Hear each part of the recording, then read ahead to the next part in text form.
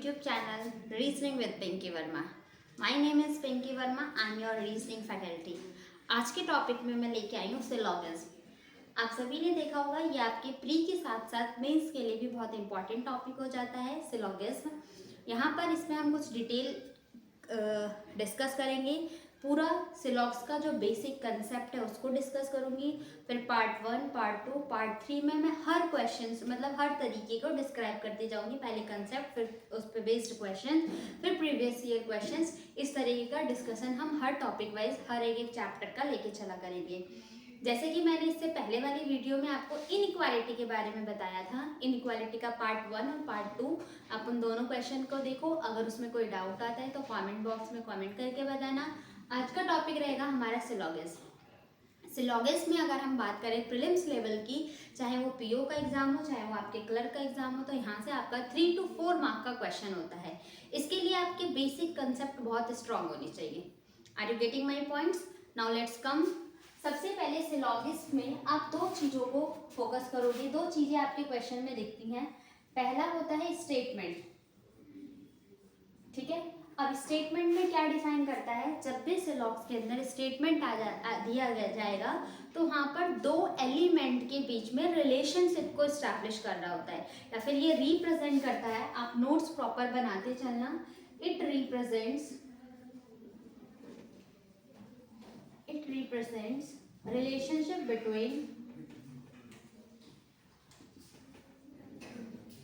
Between two element. दो element के बीच में रिलेशनशिप को डिस्क्राइब करता है।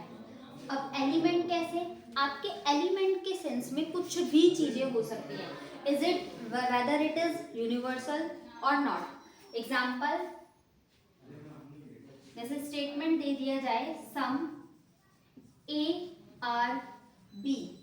दूसरा एग्जाम्पल देख लें हम तो all mango can be Apple. तो जो यहाँ पर ए है, बी है, मैंगो है और एप्पल है, इनको हम एलिमेंट बोलेंगे। और जो आपका स्टेटमेंट जैसे सम और ऑल है, ये आपके रिलेशनशिप को एस्टैब्लिश कर रहे होते हैं, ठीक है।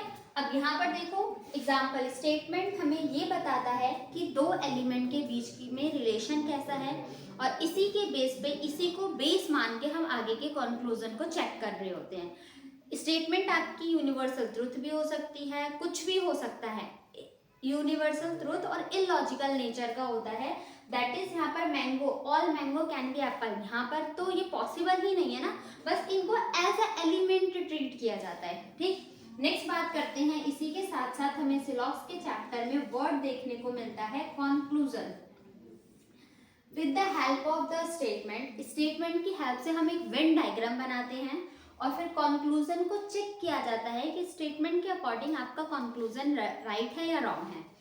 कंक्लूजन में it represents hidden information of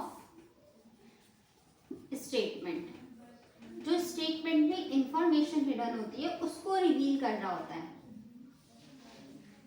कौन? कंक्लूजन, ठीक है। आप इस चीज को नोट कर ले, फिर इसके फर्दर का प्रोसेस मैं अभी डिस्कस करती हूँ।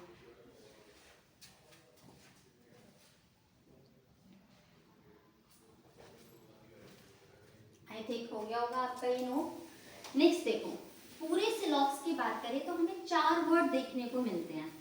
इन 4 वर्ड को बहुत डिटेल में समझना है। अगर हम रिलेशन बात करें एलिमेंट के बीच में, रिलेशंस बिटवीन एलिमेंट, कौन कौन से ऐसे वर्ड हैं जो एलिमेंट के बीच के रिलेशन को डिस्क्राइब करते हैं? तो पूरे सिलॉग्स के अंदर ऐसे 4 वर्ड हैं। कौन कौन से वो 4 वर्ड? फर्स्ट आ जाएगा आपका सम, फिर आ जाएगा आपका ऑल, थर्ड नंबर पे आ जाएगा आपका सम नॉट, और फोर्थ नंबर पे आ जाएगा आपका नो।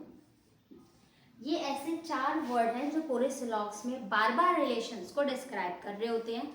जिसमें से अगर हम टाइप्स ऑफ स्टेटमेंट की बात करें तो जो सम और ऑल होता है ये हमारा पॉजिटिव स्टेटमेंट कहलाता है,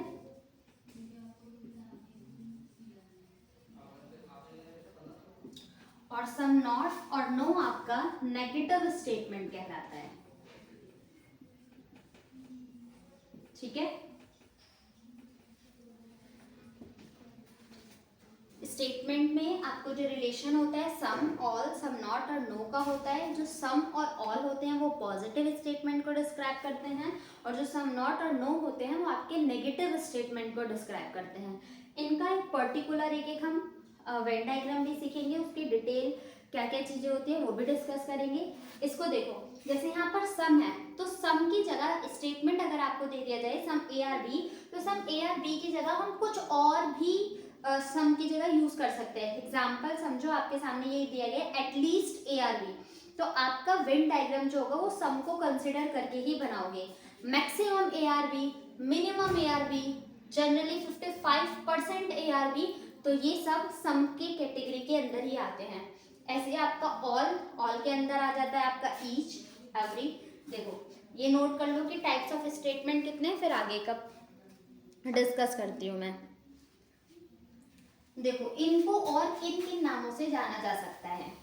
जैसे स्टेटमेंट में अगर ये डायरेक्ट ना लिख के दिया जाए तो इनको आप और किस किस नाम से जान सकते हो। जैसे कि सम के लिए आपका at least, at most, very few, maximum, minimum, generally, या फिर कोई भी 0.1% से लेकर 99.9% के अंदर आता है, तो इन सब को हम सम के अंदर ही कंसिडर करते हैं। इसी तरीके से अगर आप ऑल की बात करोगे तो ऑल को बोला जाएगा each, every, only, but only के साथ एक एक्सेप्शन है, कंडीशन है। यहाँ पर कोई कीवर्ड नहीं दिया जाता उसको भी हम ऑल के अंदर ही कंसिडर करते हैं। ठीक है, और 100% कोई भी चीज हो तो उसको भी ऑल के अंदर ही माना जाता है। नेक्स्ट, सम नॉट को क्या क्या बोला जा सकता है, स्कार्सली, सेल्डम,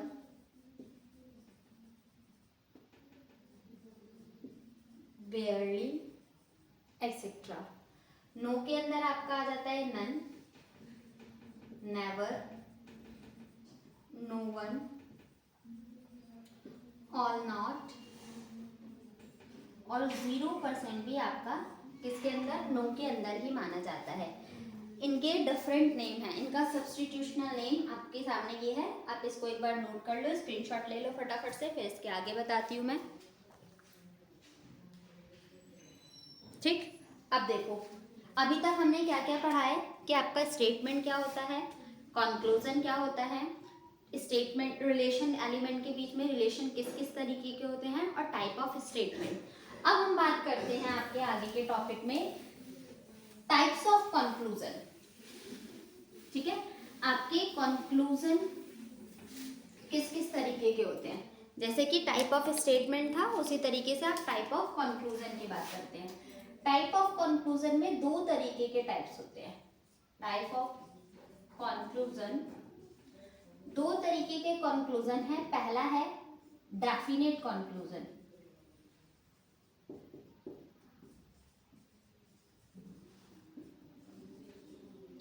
अब देखो डेफिनेट कंक्लूजन में आपकी कौन कौन सी चीजें आ जाएंगी। डेफिनेट कंक्लूजन ये होगा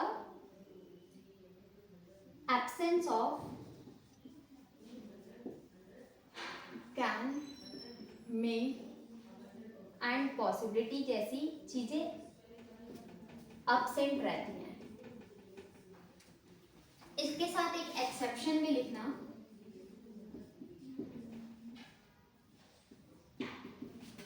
अगर कैन के साथ नेवर आ जाता है, अगर कैन के साथ नेवर यूज किया जाता है तो वो डेफिनेट के साथ ही माना जाएगा। एग्जाम्पल हो गया some, A are B, all, A are b. Next है आपका इनडेफिनेट कंक्लूजन।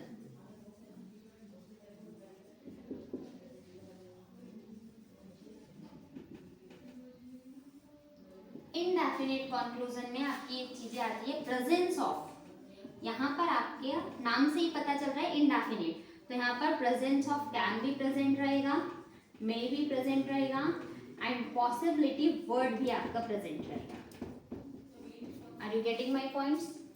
नाउ एग्जाम्पल लिख लो आप यहाँ पर, all A can be, some B are not, A is a possibility,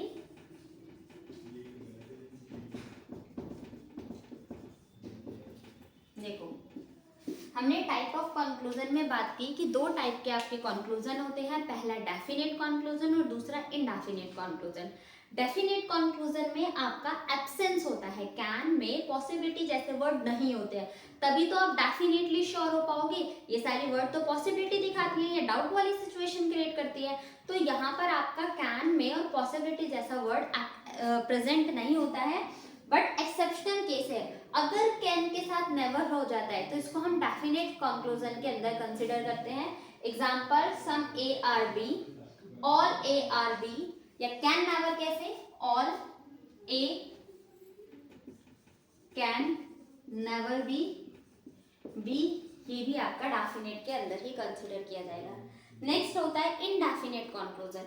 indefinite conclusion में आपका कैन में और पॉसिबिलिटी जैसा वर्ड प्रेजेंट होता है। Example, all A can B, सारे ए बी हो सकते हैं, तो पॉसिबिलिटी दिखा रहा है ना, संभावना ही दिखा रहा है ना, तो वहां पर ये इनडेफिनेट हो जाएगा। Same, some B are not, A is a possibility, कुछ भी ए नहीं हो सकते ऐसी संभावना है। एक बार ये टाइप्स ऑफ कंक्लूजन आप नोट कर लो, फिर मैं एक एक चीज के वेन डायग्राम कैसे बनाते हैं उस चीज को डिटेल में डिस्कस करूंगी।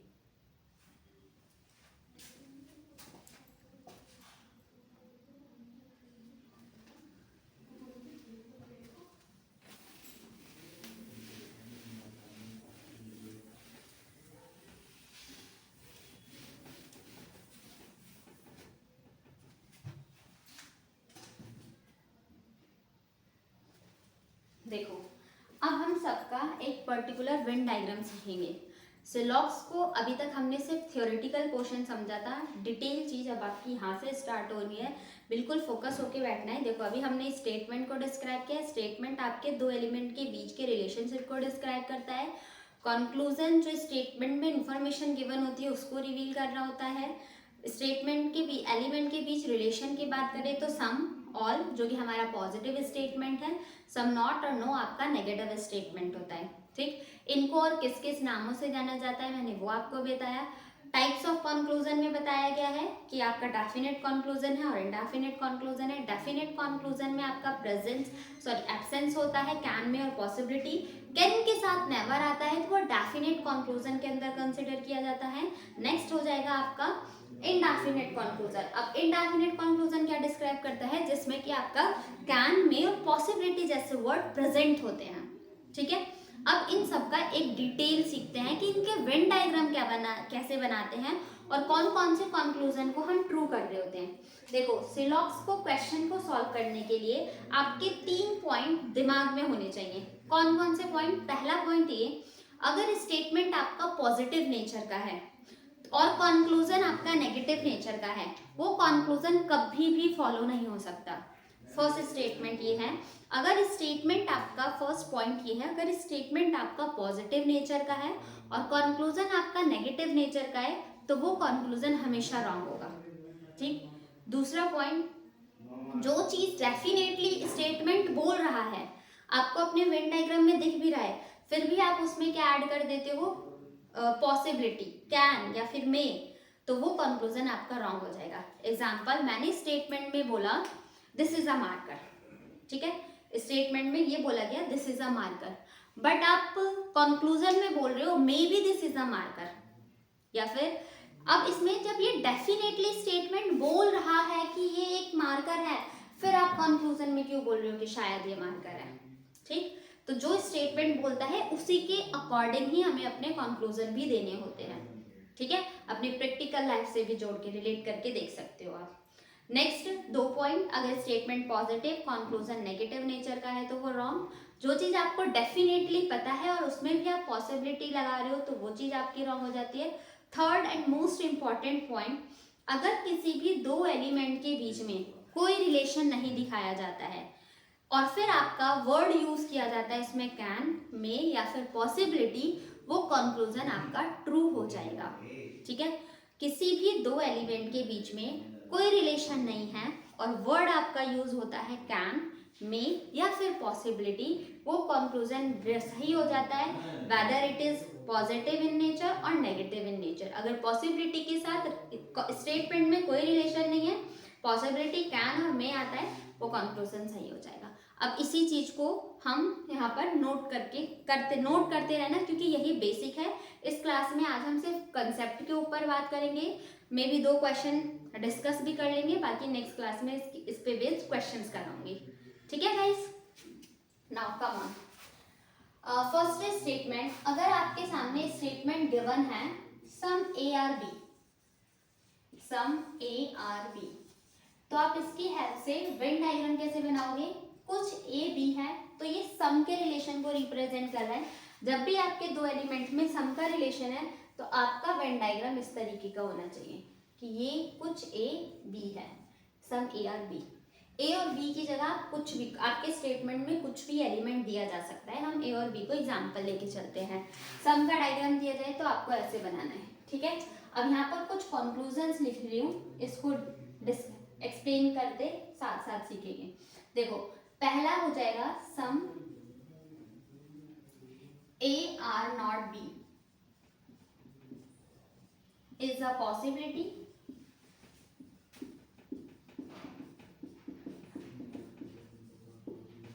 ठीक, some A are not b is a possibility. अगर सिर्फ इस स्टेटमेंट के अकॉर्डिंग मैं कंक्लूजन को सिर्फ यहाँ तक पढ़ूं, सम ए आर बी आपका स्टेटमेंट था, यहाँ पर बोला गया है some A are not b is a possibility, क्या यहाँ तक सही होगा या गलत होगा?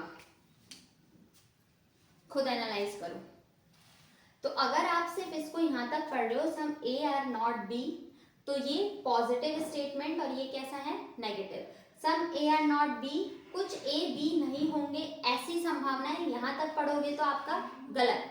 बट इसके आगे क्या बोला गया? इज अ पॉसिबिलिटी, क्या कुछ ए कभी भी बी ना हो ऐसी संभावना है?